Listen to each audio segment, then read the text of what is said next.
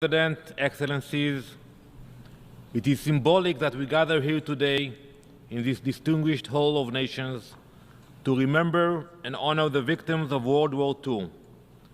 This is not only a commemoration of the past, it is a warning to the present, and it must be a call to action for the future.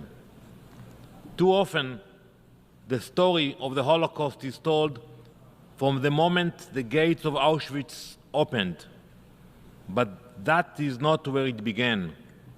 The Holocaust did not start in the gas chambers. It did not begin with ghettos or deportation trains. No, it began with words, with lies, with a slow, steady normalization of Jew hatred. It was not gas chambers that laid the foundation of the Holocaust. It was ideology. It was centuries of anti-Semitism, repackaged by the Nazi regime into a campaign of extermination. Long before there were concentration camps, there were insults. Before Kristallnacht, there were libels. Before the 6 million were murdered, they were dehumanized. The ground was fertile.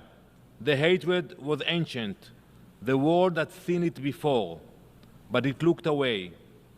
And that is what we must not do again. Colleagues, the Jewish people have not forgotten. We carry the memory of the Holocaust in our bones, in our blood, in our families.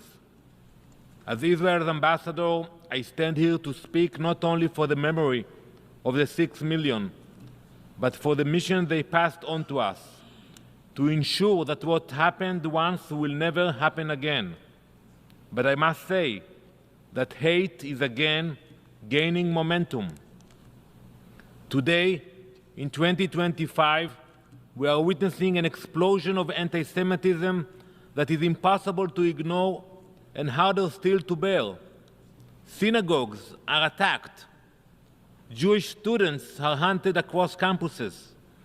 Social media is flooded with blood libels. Swastikas are spray-painted on playgrounds. Jewish people are being told that their very identity is cause for shame. In the wake of October 7, Jews were once again slaughtered in their homes.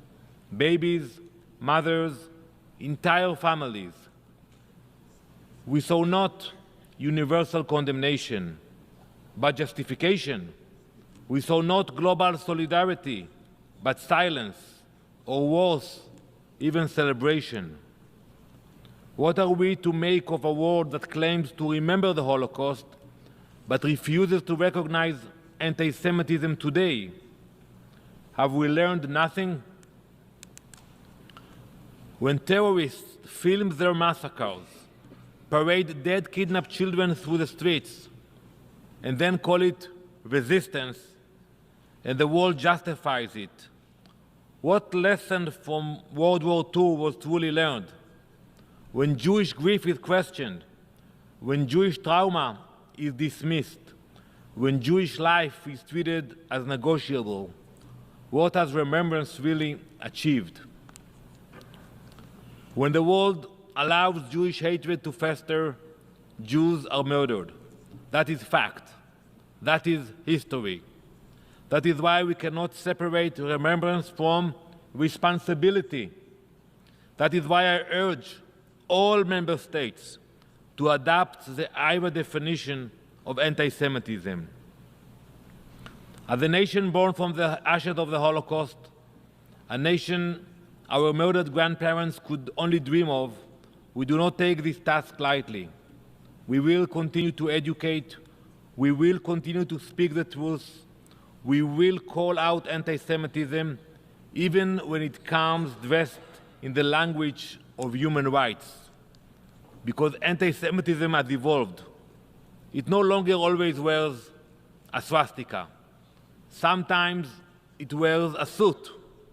Sometimes it waves a flag. And too often, it is granted a platform even in this very institution, even in this very hall. Nowhere is this more apparent than in the Islamic Republic of Iran, the world's leading state sponsor of Holocaust denial. Its leaders have not only questioned the Holocaust, but openly mocked the victims.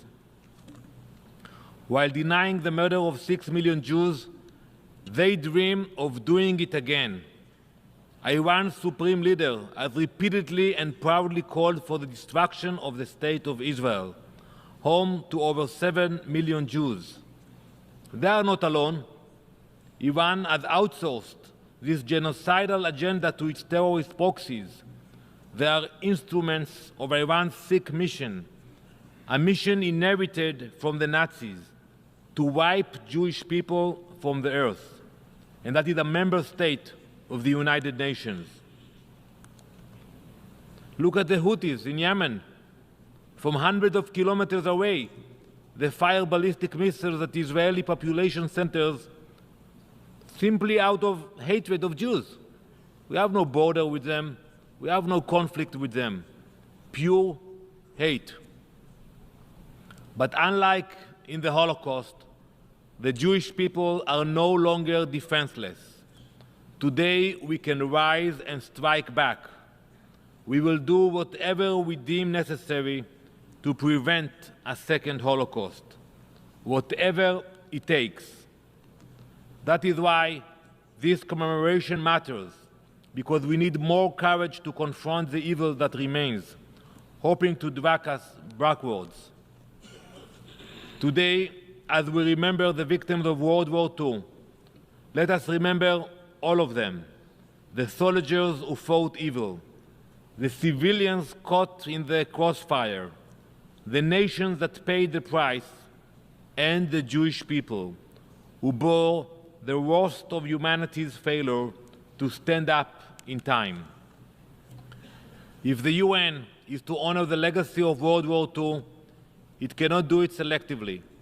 It must confront anti-Semitism wherever it arises. It must call out in every forum, every resolution, every gathering. It must stand with the Jewish people, not only when it's easy, but when it is hard. Many here and many around the world proclaim, "Never again." Now is the time for that proclamation to finally become action. Let it be our policy. Let it be the promise that this time the world will not be silent.